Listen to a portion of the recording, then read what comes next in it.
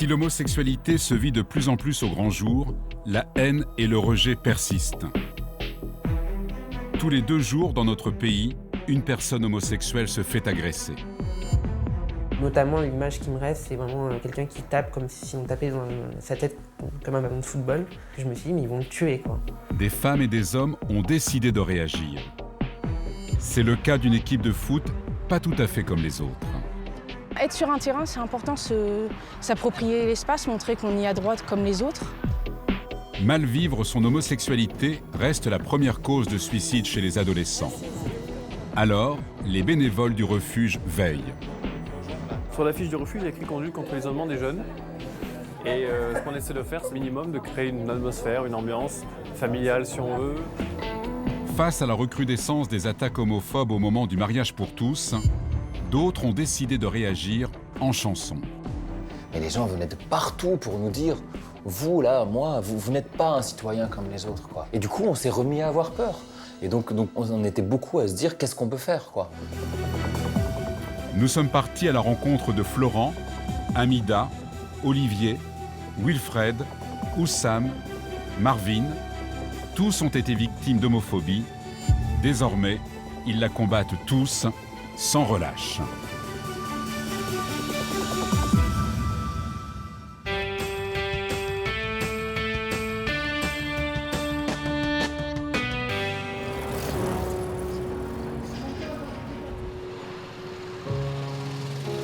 Paris, 19e arrondissement.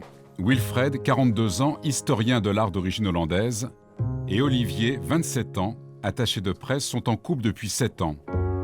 À les voir comme ça, impossible d'imaginer qu'en 2013, ils auraient pu mourir à cause d'une agression homophobe. Depuis, le visage tuméfié de Wilfred est devenu un symbole. C'est un week-end d'avril, dans le nord-est de Paris, que leur vie a basculé. Samedi soir, on est chez des amis, une super fête. Il fait assez beau, même si c'est le mois d'avril. Et vers 3 heures, on a bu, on a dansé, on a chanté et on décide de rentrer. Chez nous, on n'habite pas très loin, mon ami Olivier et moi, et donc on décide d'y aller à pied. Et on fait quelque chose qu'on fait jamais, on se tient la main, on parle inconsciemment, hein. Mais généralement on fait attention. Là, non, et très vite, on entend des cris, des hurlements, des insultes. Et d'un coup, en fait, j'entends derrière moi des homosexuels, quelqu'un qui dit cette phrase. Et donc sur le moment, j'ai tout de suite lâché le bras de Wilfred en entendant cette phrase. Ça a été un automatisme, un réflexe. Et en fait, le temps de me retourner, de pivoter sur moi pour voir qu'est-ce qui se passait dans la rue, tout de suite, des coups de poing que je reçois au visage, au niveau des yeux. De son côté, Wilfred reçoit un si violent coup à la tête qu'il oubliera tout ce qui suit. Seul son compagnon peut le raconter. Les coups se sont arrêtés au bout d'un moment. Quand je me retourne, en fait, je vois ce groupe qui est en train en fait, de continuer de taper Wilfred qui est par terre. C'est vraiment, notamment l'image qui me reste, c'est vraiment quelqu'un qui tape comme si on tapait dans sa tête comme un ballon de football. Et c'est ça qui m'a fait courir et hurler parce que je me suis dit, mais ils vont le tuer, quoi. Et je cours vers eux, en fait. Et à ce moment-là, donc, comme j'ai hurlé, ils sont partis en courant, dans le sens inverse. Et je me suis retrouvé là avec donc Wilfred par terre. J'ai cru vraiment qu'il était mort à ce moment-là. Olivier parvient à prévenir les secours. Ce n'est qu'à cet instant que Wilfred reprend connaissance. Je suis dans l'ambulance, je me réveille, je suis plein de sang, je me suis pissé dessus. Il y a un dent qui me manque, il y a un trou dans mes lèvres. À l'hôpital, on voit qu'on a 7 fractures dans le visage. On ne peut pas s'imaginer ce que c'est. Voilà. Une fois à l'hôpital, le verdict est sans appel. 10 jours d'incapacité totale de travail pour Wilfred, 8 pour Olivier. De retour à la maison, le couple prend une décision. Il faut témoigner de ce qu'ils ont vécu. Moi, je m'étais déjà pris à l'hôpital en photo, pour la police notamment. Et j'ai fait la même chose en fait, pour Wilfred. Dès qu'on est arrivé à la maison, je l'ai pris en photo pour garder des traces Et là, je dis, mais merde, je suis dans un état horrible et je le montre pas. Parce qu'on se sent quand même très humilié et dégradé. Et là, je me dis non, je le mets sur Facebook, comme ça, in your face, comme on dit en anglais, directement. Et j'ajoute un petit texte, parce que j'ai beaucoup d'amis français et hollandais sur Facebook, et anglais et italien. Donc je mets en anglais quelque chose, voilà. Le visage de l'homophobie, c'est ça. C'est ça qui nous est arrivé là, qui peut arriver à tout le monde, c'est ça. Parce qu'on a juste deux garçons qui marchent main dans la main. Avec ce texte, Wilfred ne se doute pas de l'émotion qu'il va susciter.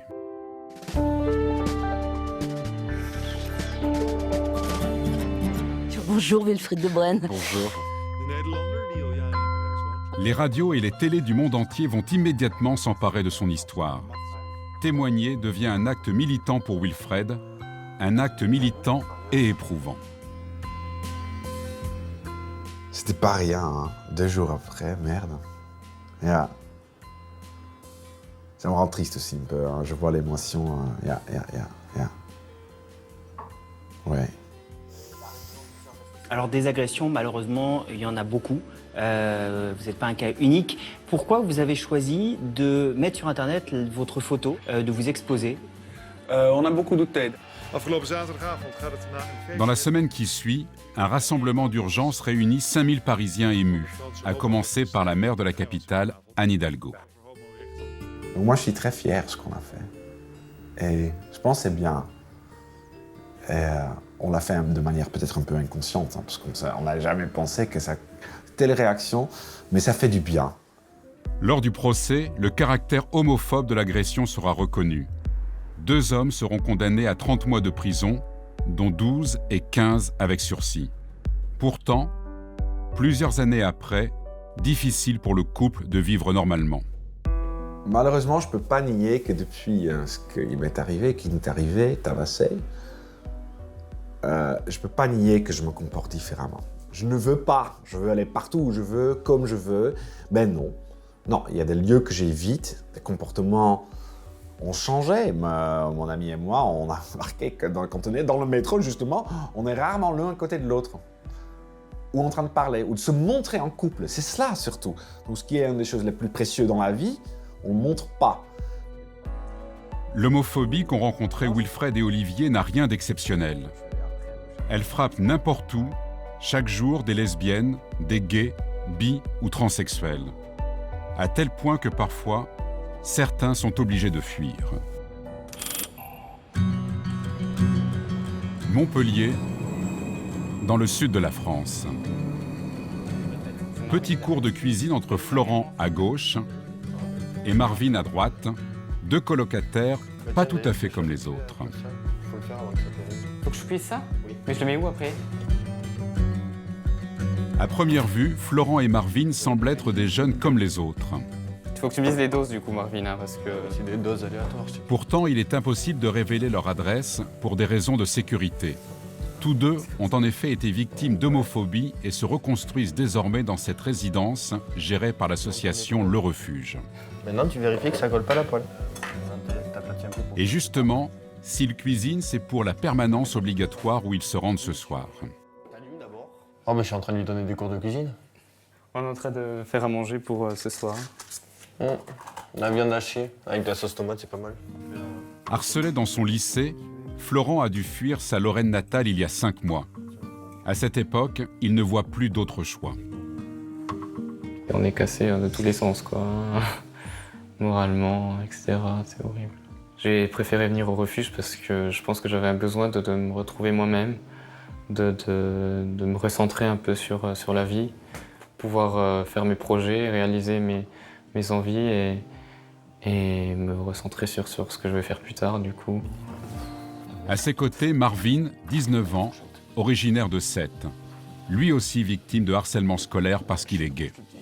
Je suis resté 2 ans dans une classe, dans un lycée à Sète, où les insultes, les blagues, j'en ai reçu mais tous les jours. Donc il y a des jours où je me retrouvais en pleurant dans le couloir. Les profs, j'essayais de me défendre, ils me disaient de me taire. Quand je me suis fait le piercing à la langue, quand je suis revenu après les vacances, ils m'ont dit « Ah, tu t'es fait un piercing à la langue, c'est pour mieux sucer les mecs ?» Je suis d'accord, merci. Quand j'ai commencé à faire des crises de spasmophilie, au service de Noël justement, ils m'ont mis dans le couloir derrière le restaurant, toute la classe était venue. Et pendant ces crises, on est complètement contracté. Donc du coup, ils ont voulu voir si j'étais contracté de partout, ils m'ont touché entre les jambes. Peu à peu, Marvin ne va plus supporter la répétition de ce harcèlement quotidien. Et c'est juste au mois de mars où ils m'ont sorti la blague la plus futile au monde, mais qui m'a fait craquer, qui m'a fait sortir tout ce que j'avais eu pendant toute l'année. Tu suces pour un mars. Je suis rentré chez moi, j'ai craqué. Et c'est à ce moment-là que mon état psychologique est vraiment descendu. Les professeurs, quand ils ont été au courant de ça, ils s'en sont beaucoup voulu, parce qu'ils n'ont pas réussi à le remarquer. Malgré cette prise de conscience de l'établissement et de ses professeurs, le calvaire de Marvin ne s'arrête pas là. La situation devient invivable pour lui. Il décide alors de quitter le lycée. Mais il n'a pas non plus l'impression d'être soutenu par sa famille. Mon frère, le plus grand, quand je lui ai dit par rapport à moi, il a très mal pris. Entre le temps où je lui ai dit du départ, il s'est passé 1 an à peu près. Et le départ, ça a surtout été la dispute avec ma mère.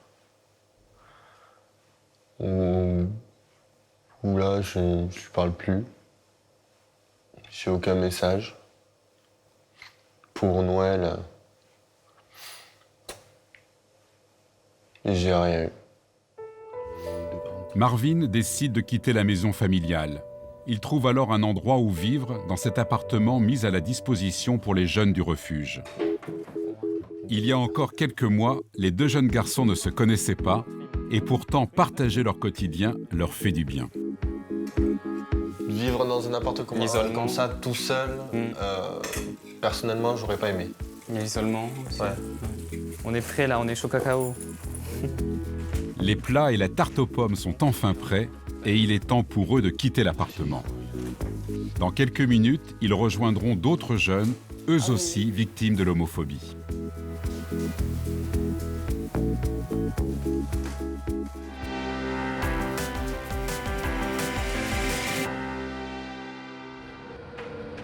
Retour à Paris. Aujourd'hui, Louis-Georges Tin a rendez-vous avec un jeune Ougandais qui l'a aidé par le passé. Si cet universitaire français est en contact avec des jeunes du monde entier, c'est parce que depuis 20 ans, il est l'une des figures emblématiques de la lutte contre l'homophobie. À l'origine de son combat, sa propre histoire. J'ai grandi en Martinique, dans un contexte extrêmement homophobe. Pas dans ma famille, mais dans l'île, où les traditions religieuses sont très fortes. Et cela a pesé sur mon adolescence. Comme beaucoup d'autres, j'ai été tenté par le suicide, par exemple. Et donc je me suis toujours promis, une fois que j'ai pu sortir finalement de ce carcan, je me suis toujours promis de faire pour autrui ce que j'aurais voulu qu'on fasse pour moi. Alors, en 2005, il crée la Journée mondiale de lutte contre l'homophobie. IDAO pour International Day Against Homophobia. Pour cette journée, il propose une date choc. J'ai choisi le 17 mai, que j'ai proposé au monde entier, parce que c'est le 17 mai 1990 que l'Organisation mondiale de la santé a retiré l'homosexualité de la liste des maladies mentales. C'est pas très vieux. Cette date du 17 mai est un succès. Dès la première année, 40 pays la suivent. Ils sont 130 en 2017. Et dans le monde entier, elle sert de support médiatique pour les militants homosexuels en lutte dans leur propre pays. À commencer par le russe Nicolas Alexeyev. On voit sur cette photo ce qui se passe en Russie. Nicolas Alexeyev, en 2006, me dit « Moi, je veux organiser une Gay Pride à Moscou. » Alors je dis « Waouh, pourquoi pas, mais enfin, tu connais la situation. » Il me dit « Je la ferai, est-ce que tu viens avec moi ?» Je dis « Ben oui, bien sûr, je ne peux pas te laisser tomber. » En mai 2006, malgré l'interdiction du maire de la capitale, la première Gay Pride de Moscovite a lieu. Mais très vite, skinheads et fanatiques orthodoxes s'attaquent aux militants.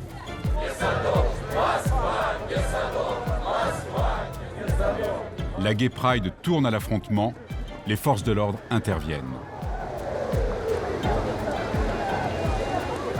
Moi, j'y suis allé 4 fois en Russie, et chaque fois, il y a eu ce genre de violence, en fait. Cette année, cela fait 24 ans que l'homosexualité est légale en Russie. Pourtant, comme dans d'autres pays du monde, les discriminations perdurent. Cette carte recense les lois de chaque pays concernant les droits des homosexuels. En rouge, les pays où l'homosexualité est interdite, voire punie de mort. 70 au total.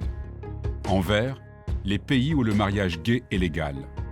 Mais la loi n'est pas toujours suivie des faits. Cette carte, elle ne doit pas nous tromper, car vous avez quantité de pays, par exemple comme le Brésil ou les États-Unis, où les droits sont respectés sur le papier, mais où les violences homophobes sont extrêmement nombreuses. Le pays du monde où il y a le plus de meurtres homophobes dans la rue, c'est pas l'Iran, c'est le Brésil, qui est un pays catholique. C'est-à-dire que dans l'Iran, en Iran, la justice tue les gens de manière officielle, et au Brésil, on tue les gens de manière officieuse. Le combat de Louis-Georges l'a même parfois conduit à sauver des vies. Ainsi, en 2010, sa route croise celle d'Oussam. Ça va? Oui. Et toi? Oui, très bien. Oussam est ougandais. Les deux hommes se sont rencontrés à Kampala, la capitale du pays, lors d'une conférence sur l'amour. Louis-Georges est invité comme intervenant. À l'issue de la rencontre, Oussam se confie à lui. Sa vie est en danger. On avait découvert que tu es homosexuel et ton nom et ta photo avaient été publiés dans les médias. Oui. Et il y avait eu même une fatwa lancée contre toi à la mosquée. Donc tu étais vraiment persécuté, tu avais été torturé par la police. C'était compliqué pour moi de vivre à Kampala. Sinon, ma vie était compliquée. Moi, je pensais que ma vie est terminée parce que ma famille ne voulait pas me voir. Mes potes, j'avais plus des amis. À la mosquée, c'était interdit de me chercher pour me tuer. J'avais pensé, la dernière solution, quand j'avais pensé, c'était pour se suicider. En Ouganda, l'homosexualité est un délit, passible de prison à vie. Dans les tabloïds, les publications de photos d'homosexuels et la délation sont monnaie courante. C'est ce qui est arrivé à Oussam. C'est le drame de sa vie. Alors vous savez, quand vous voyez des photos comme ça, on vous dit, voilà, voici un homosexuel, voici son adresse, son numéro de téléphone, il faut le tuer, et c'est dans un journal national, mais ça fait quelque chose, en fait. J'en avais entendu parler, je le savais. Mais le savoir, c'est une chose, le voir, c'en est une autre. Il y a une violence comme ça qui est terrifiante. Après la publication de sa photo, Oussam est rejeté par tous. Son lieu de travail incendié. Poursuivi, menacé de mort, il vit caché dans un bidonville, seul lieu de la capitale où les populations ne lisent pas la presse. Le moment où j'ai rencontré Louis-Georges, j'avais passé 8 mois au cachet. En fait, il avait dû se réfugier dans les bidonvilles, mais quand il était dans la capitale, parfois les gens le reconnaissaient, lui crachaient au visage ou le poursuivaient. Donc là, il ne fallait absolument pas qu'il y soit. Donc c'est vrai qu'il y avait une urgence. 2 mois plus tard, grâce aux démarches entreprises par Louis-Georges Tin, Oussam est sur le sol français, libre de vivre au grand jour. Depuis juin 2010, je vis normal, j'ai ma liberté, je fais ce que je veux. Oui, j'ai ma vie normale. Oui. La France a beau être une terre d'asile, la lutte contre l'homophobie reste un combat quotidien, surtout pour les plus jeunes.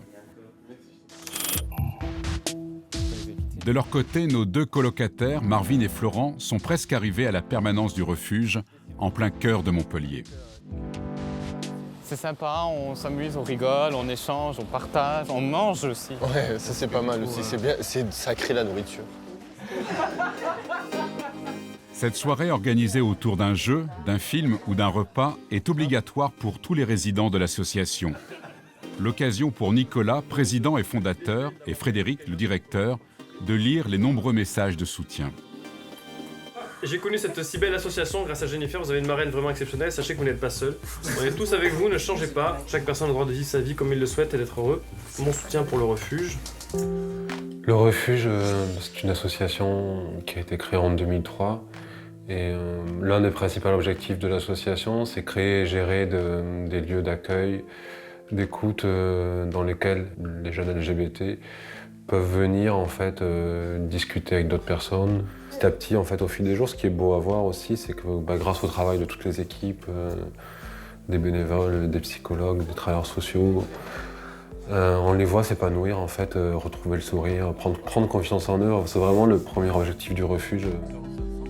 Fort de ses 300 bénévoles et de ses 5000 adhérents, le refuge propose désormais 80 places dans plus d'une douzaine de villes en France.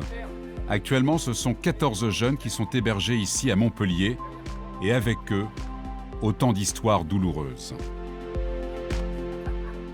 Venir au refuge, c'est déjà quelque chose de très courageux, parce que finalement, il faut arriver à pousser la porte, d'abord à demander de l'aide, ce qui n'est pas simple non plus, et puis arriver aussi à mettre des mots sur la situation.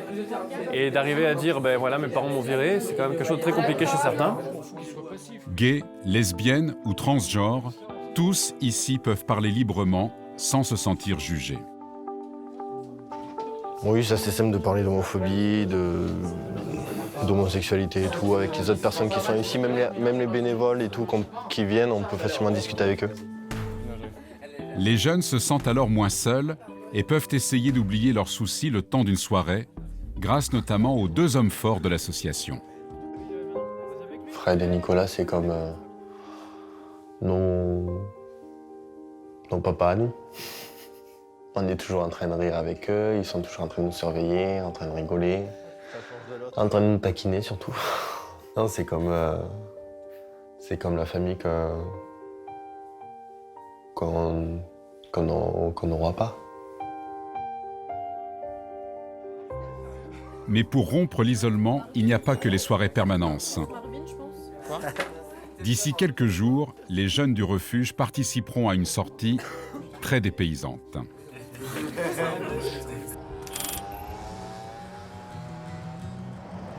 Paris, 20e arrondissement, stade Louis Lumière.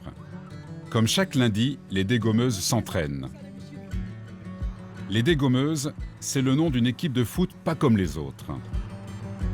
Les joueuses sont pour la plupart lesbiennes, toutes investies dans la lutte contre l'homophobie et le sexisme dans le sport.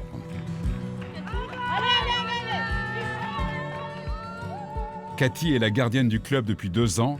Elle porte fièrement les couleurs de leur combat. Moi, c'est la tenue de gardienne. Alors, déjà, il y a les lacets rainbow. C'est le drapeau des fiertés lesbiennes, gays, bi et trans. Donc, c'est aussi s'affirmer et pas avoir ni peur ni honte de montrer qui on est. Ouais. Les chaussettes, elles sont pas vraiment rainbow, mais un petit peu quand même.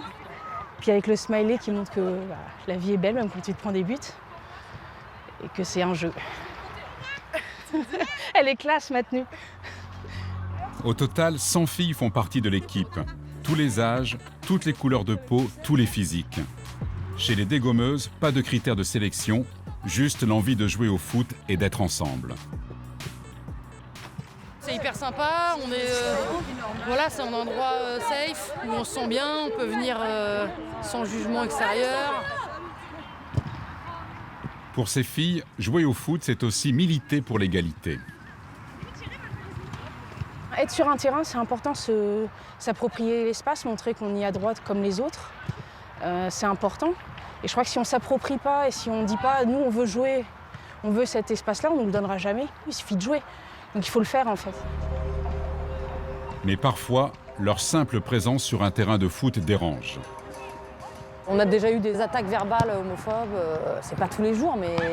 On a eu affaire une fois à un coach d'une équipe de jeunes qui nous a traités de sales petites lesbiennes, devant tous ces petits joueurs qui avaient entre 10 et 12 ans, qui leur a dit « Ah bah applaudissez les lesbiennes, c'est bien !» Donc c'était, voilà, c'était pas l'entraînement le plus sympa qu'en effet. Cécile Chartrain a fondé les Dégommeuses en 2012. Elle voulait une pratique du foot sans préjugés, loin de ce qu'elle avait vécu enfant. Je peux dire que les terrains de sport ont été le premier endroit où j'ai ressenti des discriminations, à la fois en tant que fille et en tant que lesbienne. C'est arrivé dès l'adolescence, quand il a été question de savoir si je devais aller jouer dans une équipe de filles ou pas. On a essayé de dissuader mes parents en leur disant qu'il ne fallait pas que j'y aille parce que je risquais de devenir lesbienne. Alors ça ne m'a pas empêché d'accomplir mon destin, mais j'en ai retenu quand même quelques idées pour m'engager d'abord dans le féminisme et puis dans la lutte contre la lesbophobie et toutes les discriminations. Les dégommeuses aident notamment les femmes qui ont dû quitter leur pays à cause de leur orientation sexuelle. 20 joueuses étrangères ont rejoint le club. C'est le cas de Hamida, qui ce soir arrive en retard, mais pour une bonne raison. Elle vit à Créteil, dans le sud-est de Paris, à 1h30 de transport de là. Ça vaut le coup, j'adore le football. C'est ma passion. Je faisais partie d'une équipe en Ouganda. Pour qu'elle puisse vivre sa passion et vienne s'entraîner chaque semaine malgré la distance, l'équipe lui a offert son abonnement de métro ainsi que son équipement. Alors ça, c'est mon équipement. Mes chaussures. Et ça, c'est un ensemble complet, avec un pantalon et un haut. Elles m'ont tout donné et pour toutes les saisons, été comme hiver.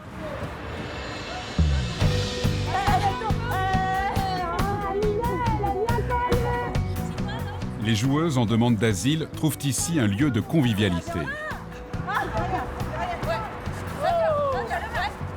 C'est essentiel que de se retrouver dans un cocon où elles peuvent à la fois trouver du plaisir et un cadre avec des personnes soutenantes et sympas et une dynamique de sociabilité au-delà du cercle des réfugiés.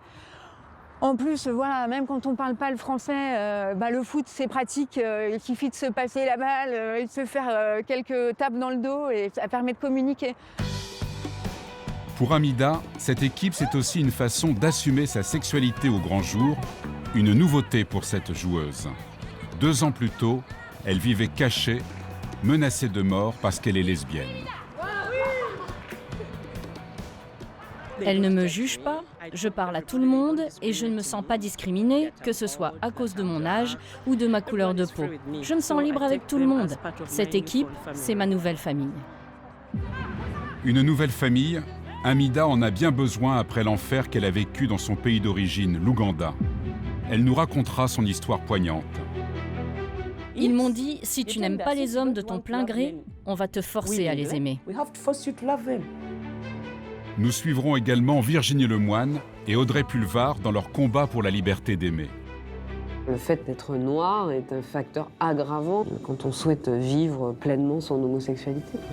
Quant à Florent, nous l'accompagnerons en Lorraine sur les lieux où il a été harcelé dans son lycée. J'évite d'en parler et j'ai que des images en ce moment et peu de mots pour le décrire.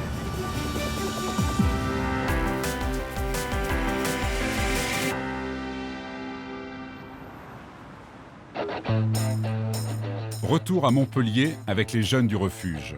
Comme tous les samedis après-midi, l'association organise une sortie collective. Aujourd'hui, tous se rendent dans l'une des attractions favorites des Montpelliérains, l'aquarium. Oui, c'est comme un sous-marin en fait. Genre, t'explores la grosse pieuvre et tout, genre. Cinéma, randonnée, plage, équitation, l'objectif est toujours le même, confronter les jeunes au monde extérieur. Le but de la sortie, c'est de se retrouver. On va faire un petit peu de culture, parce qu'on va aussi un peu se renseigner sur les fonds marins. Mais sinon, à la base, c'est se retrouver surtout. Pour discuter, pour échanger, pour penser à autre chose.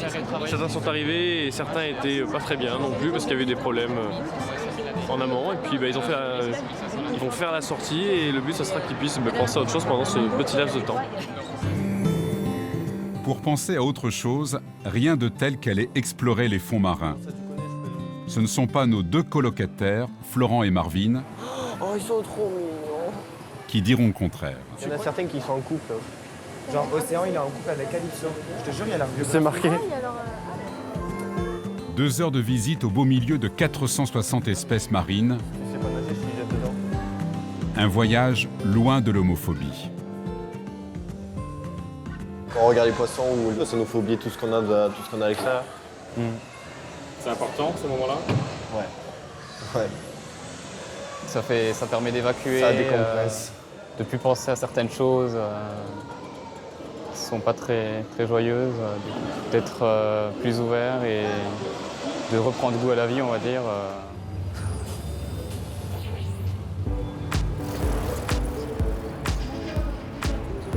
C'est en quittant leur région natale que les deux garçons ont pu s'épanouir et être pleinement eux-mêmes. Je me sens bien ici à Montpellier. Ah, c'est beaucoup mieux. C'est agréable d'être dans une ville telle que Montpellier. Où on est accepté. Florent est originaire de Lorraine où il habite un petit village. Mais pour lui, tout commence à 15 ans à la sortie du collège. Il souhaite intégrer un lycée technique, mais impossible de trouver un établissement scolaire à moins d'1 heure de route. Florent n'a alors pas le choix, il doit vivre à l'internat. Et c'est là que va commencer un harcèlement quotidien fait d'insultes et d'humiliations. Du coup, les insultes que j'entends, c'est « casse-toi »,« les PD, il faut les brûler »,« ils n'ont rien à faire dans ce monde »,« faut que j'aille me suicider », enfin plein de choses horribles sur les homos. Du coup, l'homophobie à longueur de journée, enfin voilà, des claques derrière la tête. Et du coup, à l'internat, c'était... ils m'ouvraient des bouteilles d'eau dans le lit, ils retournaient les faux plafonds dans mon matelas pour que je puisse pas dormir, du coup. Florent n'en peut plus. Il ne voit pas d'autre solution que de quitter l'école. Pour moi, c'était plus possible de poursuivre dans cet établissement. C'était horrible, quoi. Enfin, pour moi, je pouvais plus, quoi. Ouais, après, ce que j'avais entendu et des remarques et des humiliations que j'avais vécues, je pouvais plus y mettre les pieds, en fait. Quelques jours plus tard, Florent débarque ici, au refuge à Montpellier. Et pour la première fois depuis qu'il est arrivé, le jeune homme va retourner quelques jours en Lorraine pour voir ses parents et son petit frère. Je suis content d'aller les revoir. Ça fait depuis décembre que je les ai plus revus, du coup, c'est bien. Je passerai un court séjour d'1 semaine en Lorraine, du coup, pour revenir un peu aux sources, essayer de faire un break et de se poser et de réfléchir un peu sur les projets que j'ai dans l'avenir. Si ce voyage va lui permettre de retrouver sa famille, c'est aussi un retour dans un passé douloureux dont il n'a pas encore tourné la page.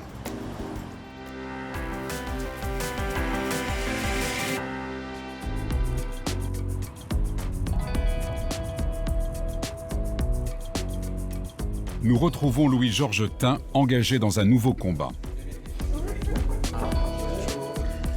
Coucou Louis-Georges. Ça va? Ça va, merci d'être venu. Oui, je vois que vous êtes tous là. Ben oui. Il est parrain de la Paris Black Pride. Cette manifestation défend les droits des Noirs LGBT. Ce soir-là, les organisateurs se réunissent pour mettre au point la 2e édition, prévue en juillet prochain. Et pour les soutenir, ils ont demandé à la journaliste Audrey Pulvar d'être leur marraine. Bonsoir. Comment ça va?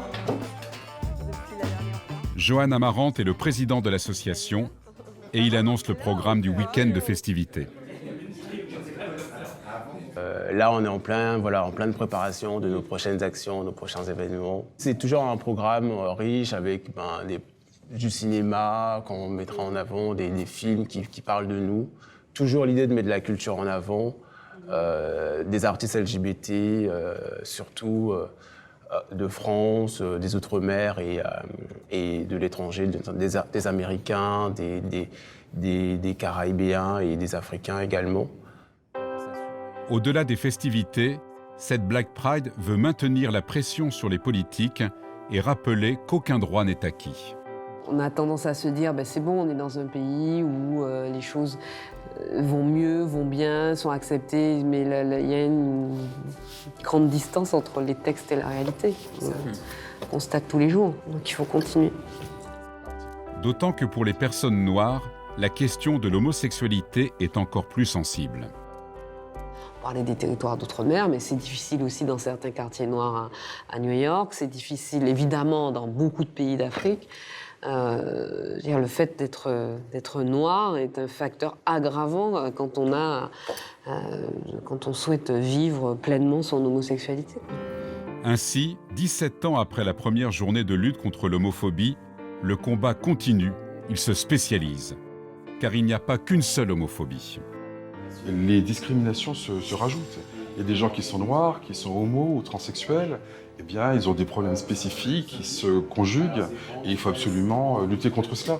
Il faut ces mobilisations, les discriminations, les violences physiques, elles sont encore extrêmement fortes.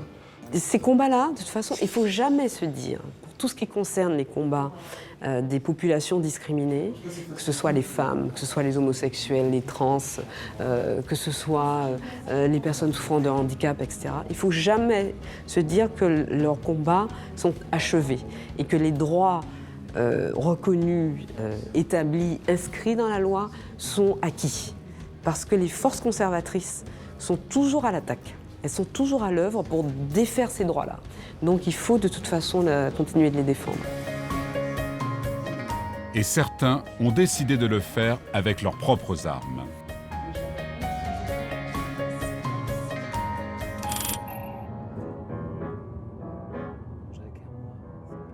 Paris, 1er arrondissement. Ce matin, l'humoriste et comédienne Virginie Lemoine accueille chez elle son ami, le compositeur Stéphane Corbin. Elle a écrit les paroles d'une chanson et elle aimerait qu'il crée la musique. Amis fidèles depuis la maternelle, copains d'enfance, cours de boxe et de danse, mêmes études et mêmes aptitudes, même chemin sans se lâcher la main.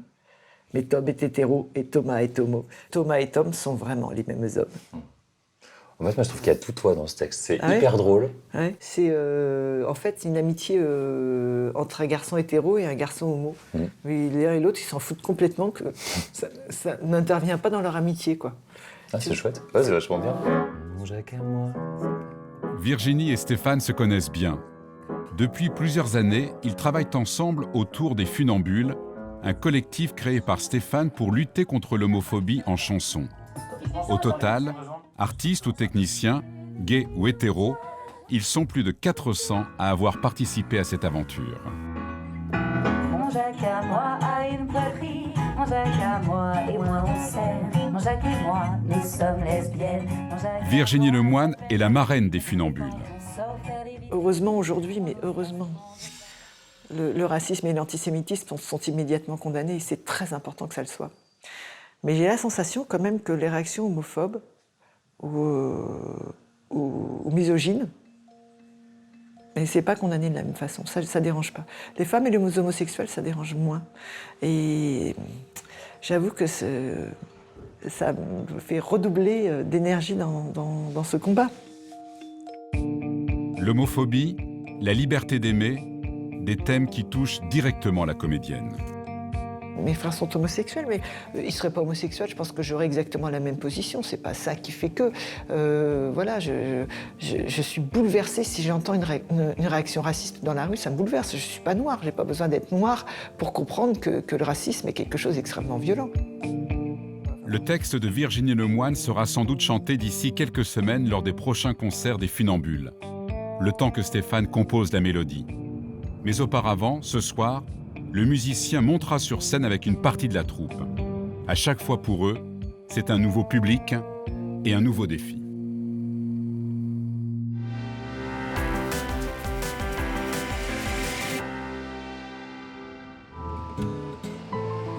Nous retrouvons Hamida, la joueuse de football ougandaise, dans les rues de Paris. Réfugiée politique en raison de son orientation sexuelle, aujourd'hui, elle savoure sa liberté. Je suis allée voir la tour Eiffel. On a même payé pour monter tout en haut. C'était tellement beau le soir. Je vais prendre celle-ci. Il y a tout dessus. Je vais l'envoyer à mes filles. Mais laquelle est la mieux? Celle-là ou celle-là? Hamida n'a pas vu ses filles depuis près de 2 ans. Elle a dû quitter son pays en urgence, menacée de mort parce qu'elle est lesbienne. Sa vie bascule le jour où elle tombe amoureuse d'une femme, Joanne. La vie était belle jusqu'à ce que mon père, je ne sais pas comment, découvre notre histoire. Il m'a pris par le bras et il m'a poussé si fort qu'il m'a même cassé le nez. J'ai dû me faire opérer. Joanne m'a aidé à m'enfuir, mais mon père m'a ramené à la maison. Il m'a enfermé dans une pièce de la maison. Tout mon corps me faisait mal. Je souffrais, j'avais mal partout.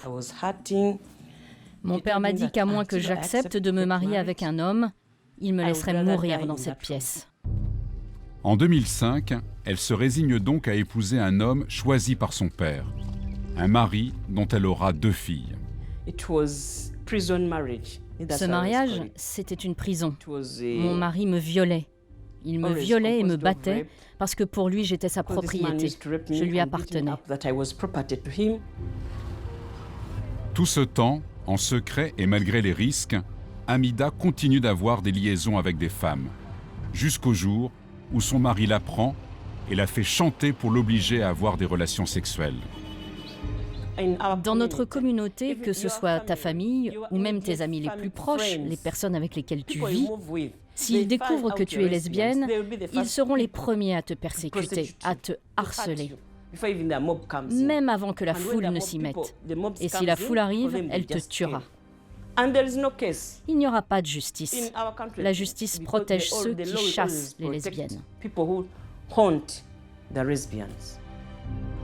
En 2015, son mari meurt. Hamida se croit libre, enfin, mais son calvaire est loin d'être terminé. Car son père revient la menacer sur son lieu de travail.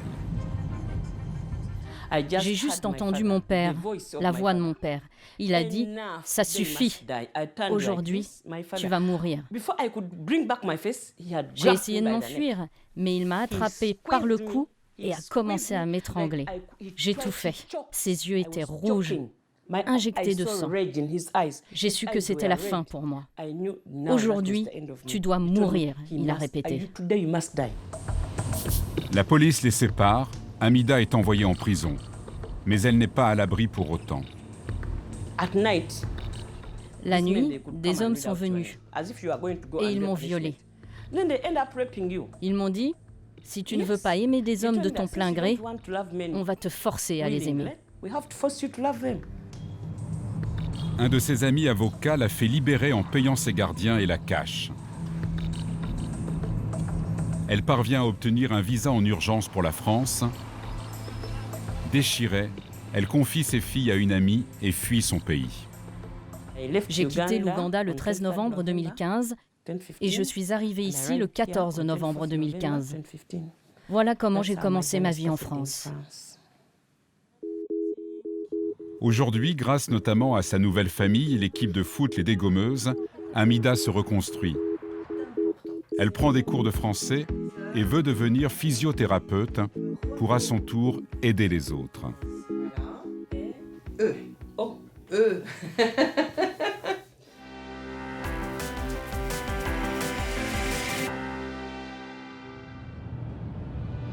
Après 5 mois au refuge de Montpellier, Florent rentre pour la première fois chez lui en Lorraine, là où ses camarades de lycée l'ont harcelé à cause de son homosexualité. Pour moi, c'est une chose que j'ai envie d'oublier en fait, et c'est pour ça que j'évite d'en parler. J'ai que des images en ce moment et peu de mots pour le décrire. 6 heures de train et 1 heure de voiture plus tard, changement de décor. Nous voici arrivés au cœur de la Lorraine, en Moselle, à 2 pas de la frontière allemande.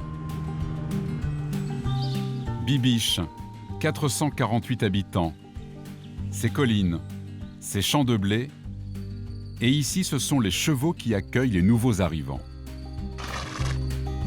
Florent retrouve enfin sa famille qui l'a toujours soutenu. Bonjour. Salut. Ça y est, t'es là? Oui. Ça a été? Sophie, sa maman, Jean-Claude, son papa, et Léo, son petit frère de 16 ans. Ça va? C'était pas trop long? Non. Impeccable. Donc Florent, tu reprends ta petite place habituelle alors. Impec. Chacun retrouve sa petite place habituelle. Que du Où est coca? ton verre? Tu trinques avec maman. Bah oui, attends. À ton retour. Ouais. De retour à Bibiche. Et presque immédiatement, la vie de famille reprend son cours. Je suis heureuse de le revoir. Je suis heureuse de revoir Florent. Mais le départ, ça fait maintenant 5 mois en tout qu'il n'est pas revenu à Bibiche. Donc super content de revoir quand même. Ça manque. Énorme. Mais bon, il est heureux, c'est la vie. Florent retrouve ensuite la chambre dans laquelle il a passé tant de temps. Du coup, je me suis renfermé ici après avoir vécu ce que j'ai vécu au lycée, ces humiliations et ces moqueries, etc. Du coup, ça m'a fait renfermer sur moi-même et du coup, c'est ici que je passais mes journées, à passer mon temps à... Bon, effectivement, j'allais sur Internet, etc. J'allais me renseigner sur des actus, mais c'était à travers un écran, quoi. C'était pas en direct.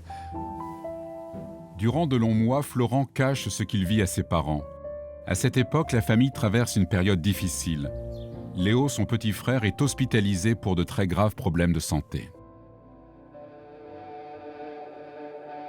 J'ai ressenti un stress, une angoisse. Sachant qu'il n'y avait personne avec qui en parler, j'étais confronté à moi-même tout le temps. C'était compliqué et pour moi, dans ma tête, je me suis dit ouais, ça sert à plus rien de poursuivre et j'y arrivais pas, quoi. Hein?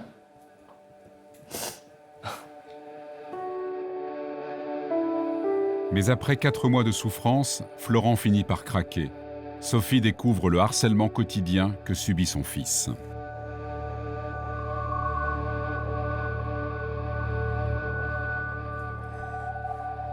Donc je sortais de l'hôpital de chez Léo, et puis j'étais avec mon mari. On reçoit un message de Florent, il faut venir me chercher vite, j'en peux plus.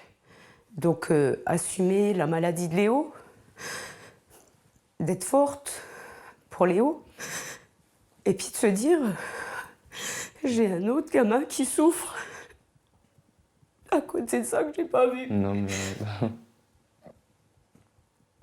Et qui n'a pas voulu nous en parler avant parce qu'il me voyait dans la souffrance.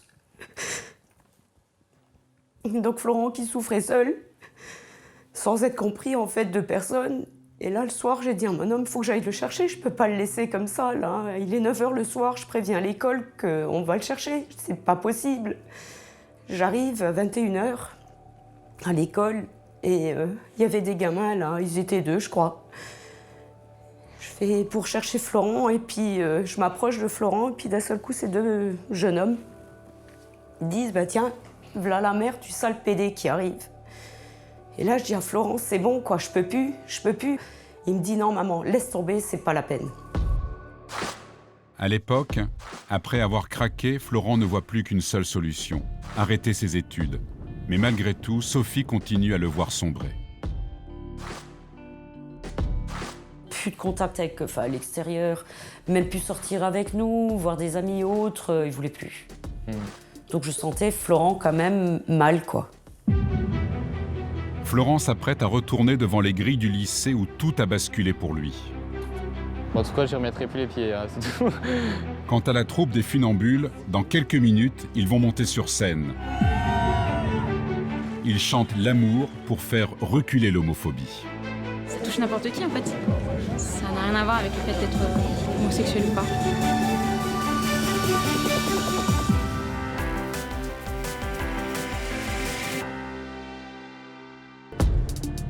En Lorraine, Florent et sa mère Sophie prennent la route. Ils se rendent à 1 heure de là, devant le lycée où le jeune homme a été si malheureux. Florent n'était jamais revenu ici. Il mesure le chemin parcouru depuis. La maternelle était là-haut. Voilà, l'entrée principale là-bas. Il y avait les salles de cours, la cantine. Bon, en tout cas, je ne remettrai plus les pieds, hein, c'est tout. Un ressenti, je ressens plus rien, j'essaie de l'oublier, de l'éviter. Ce que je ressens là en arrivant, c'est un peu de colère, de rage et de me rappeler en fait la souffrance que Florent a pu endurer à ce moment-là. Et d'être déçue aussi de moi-même, de ne pas m'en être rendu compte peut-être de moi-même qu'il y avait quelque chose qui n'allait pas.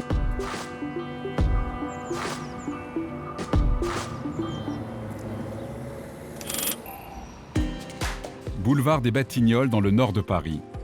La troupe des Funambules arrive au théâtre Hébertot. La lutte contre l'homophobie, eux, ils la mènent en chantant. Et dans moins d'1 heure, ils seront 9 à monter sur scène. En coulisses, en plein maquillage, Vanessa, l'une des chanteuses du groupe, se confie. Si depuis 4 ans elle participe au projet, ce n'est pas par hasard. C'est vrai que moi j'ai côtoyé l'homophobie à travers ma mère qui a quitté mon père pour une femme, donc j'avais 11 ans.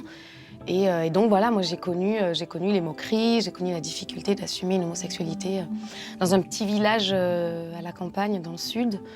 Et voilà, donc j'ai un souvenir assez douloureux de l'homosexualité de ma mère. Ça me fait de la peine d'avoir souffert de ça et je veux pas aujourd'hui qu'on se dise « Oh mon Dieu, c'est difficile d'avoir été une enfant d'homosexuel ». Pas du tout. Moi, j'ai mes parents qui ont divorcé, comme plein de gens. C'était pas forcément douloureux. Bon, ben voilà, j'ai changé de foyer. Et j'ai vécu avec l'amoureuse de ma maman, avec ces 2 femmes-là. J'étais très heureuse. Ce qui était difficile, c'était à l'extérieur. Et c'est là où j'en veux aux gens. Quand j'avais 11 ans, c'était très, très violent. Pourtant, au départ, Vanessa ne se sentait pas spécialement militante. C'est vrai que quand Stéphane m'avait proposé de participer aux Funambules, je lui ai dit « Steph, l'homophobie aujourd'hui, ça n'existe plus. Pas à Paris, pas... » Et je suis arrivée au milieu de la manif pour tous, une trajectoire au hasard. J'allais au théâtre, j'allais jouer. Et je suis arrivée au milieu de tout ça et je me suis dit « Ah d'accord, en fait, si ça existe. » Moi, je me suis retrouvée très haineuse, très en colère face à ça. Et je me suis dit, OK, on va chanter des chansons. L'idée du projet naît vraiment pendant les manifestations contre le mariage en fin 2012. J'ai été extrêmement heurté, comme beaucoup d'ailleurs, homo comme hétéro, par la violence des propos tenus. Honnêtement, moi j'ai été bouleversé de voir, là je sais plus, ils étaient 1 million un jour au Champ de Mars, je sais plus où, mais les gens venaient de partout pour nous dire, vous là, moi, vous n'êtes pas un citoyen comme les autres, quoi. Mais c'est fou. C'est odieux, en fait, ce qui s'est passé. Ça a relégitimé une homophobie qui avait vraiment disparu, en tout cas qui était sous-jacente, mais qui n'avait plus le droit de s'exprimer depuis des années. Et du coup, on s'est remis à avoir peur. On s'est remis à avoir peur dans la rue. Moi, je me suis fait emmerder dans la rue. Je me suis fait vraiment emmerder par une bande de 10 mecs un soir en plein Paris, et voilà. Et puis, les agressions homophobes ont terriblement augmenté. Et donc, on était beaucoup à se dire, qu'est-ce qu'on peut faire, quoi. L'idée s'est imposée très vite de faire un album qui réunirait un maximum de gens, un maximum de chanteurs, un maximum d'auteurs, un maximum de chansons pour raconter un maximum de destins et que les gens nous connaissent. Voilà. Plus que quelques minutes avant le lever de rideau, la pression monte d'un cran. Go!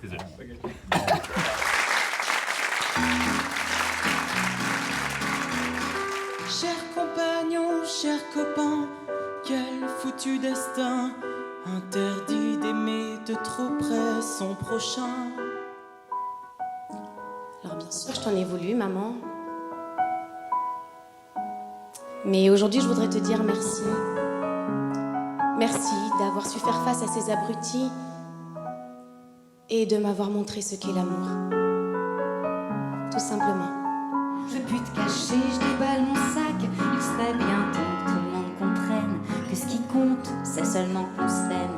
Mon Jacques à moi s'appelle Jacqueline. Mon Jacques à moi a une poitrine. Mon Jacques à moi et moi on s'aime. Mon Jacques et moi, nous sommes lesbiennes.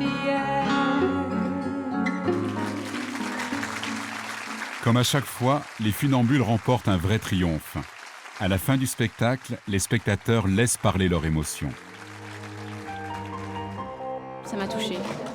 Parce que c'est avant tout des histoires d'amour qui sont universelles, ça touche n'importe qui en fait. Ça n'a rien à voir avec le fait d'être homosexuel ou pas. Moi, j'étais particulièrement émue et particulièrement touchée parce que ça me concerne, ça concerne aussi tout le monde. Moi-même, une fois que la loi sur le mariage était passée, je me suis retrouvée dans une commune, pour tout vous dire, au Puy-en-Velay. Il y avait des personnes qui étaient assises devant une fontaine avec des banderoles. Je les entendais chanter, je me suis approchée, curieuse pour ce qu'il en était. Je leur dis, mais vous manifestez, qu'est-ce que vous chantez? Nous manifestons contre l'homosexualité, contre le mariage pour tous. Et je leur dis, vous savez bien que la loi est passée. Et je leur dis, vous voyez, cette femme et moi, nous nous aimons depuis des années. Nous sommes homosexuels depuis toujours. Est-ce que vous pensez que nous sommes différentes? En quoi on vous fait peur? Et là, à bouche bée, les bouches sont ouvertes, les gens nous ont regardés, nous ont dit non. Et on s'est quitté avec le sourire, comme quoi c'est la méconnaissance de l'autre et la différence qui fait peur. Soir après soir, avec leurs chansons d'amour, les membres des Funambules espèrent ainsi lutter un peu plus contre l'homophobie. Pour soutenir tous ceux qui, comme Florent, le jeune Lorrain, en souffrent au quotidien. Il lui aura fallu de longs mois et plusieurs centaines de kilomètres pour commencer à cicatriser. Le fait d'être allé à Montpellier durant maintenant quelques mois m'a fait vraiment réfléchir et ça m'a fait vraiment relativiser sur plein de choses. Je pense qu'il ne faut pas jamais baisser les bras et il ne faut jamais se laisser marcher dessus par des mots en fait. C'est comme ça que je m'en suis un peu sorti du coup en fixant nos projets. Et même si on n'arrive pas forcément à les réaliser tout de suite, je pense que c'est bien de les rêver, on va dire. Il faut voir la vie de l'avant et foncer. Florent, Amida, Olivier, Wilfred, Oussam, Marvin, tous ont été victimes d'homophobie. Tous ont décidé de lutter à leur niveau, avec leurs moyens. Aujourd'hui, ils sont devenus des combattants.